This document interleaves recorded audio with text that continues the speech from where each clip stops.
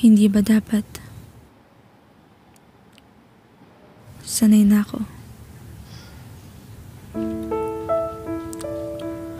Ilang pintuan ng sinarado ngunit wari lahat ay bago, na tulad ng kailanman hindi naging bago ang pisara. Pamilyar lahat ng literaturang binibigkas gamit ang mga matang nangungunyapit sa salitang naway tumalima hanggang sa dulo ng pagkakataon. Hindi ba dapat? Sanay na ako. Buhay na kinilala sa isang sambitla, mula sa maaari ba tungo sa wala kayong kagaya, turo na wala sa nimbang ng pluma. Hanggang sa muli na maaaring hindi na maulit pa, hindi ba dapat? Sanay na ako. Kibit balikat, pag-asang isinulat, bintana asul na alapaap, yagit sa gunita at pag-ungkat ng maikling kwento ng damdamin wala yun sa aklat. Wala na naman ang mga tauhan sa daglikong walang pamagat. Mag-isang minamasta ng lahat ng inakalang nakasanayan kung yun ang tahanan, bakit may paglisan? Kung naging kasiyahan, bakit kailangan may paalam, pero hindi ba dapat? Sanay na ako.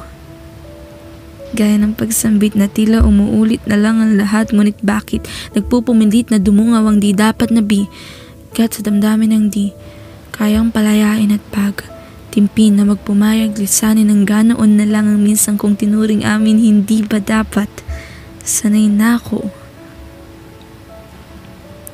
Ano nga ba ang tamang itanong kung lahat ng ito hindi naman itinago sa isang bulong ng pagbuntong hininga ng sino man na mababaw ang luha sa sitwasyon na kaya naman ng lahat ibaon sa lupa pagkatapos ng isang buwan na makalawa.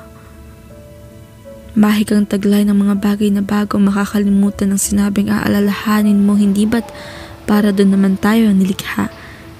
Hindi ba dapat sanay na ang karugtong ng pagbukas ng pagsara, gabit umaga, pag-ulan at pagtila, ngunit sa lawikiin na inukit sa mesa? Dapat hindi na lang sana.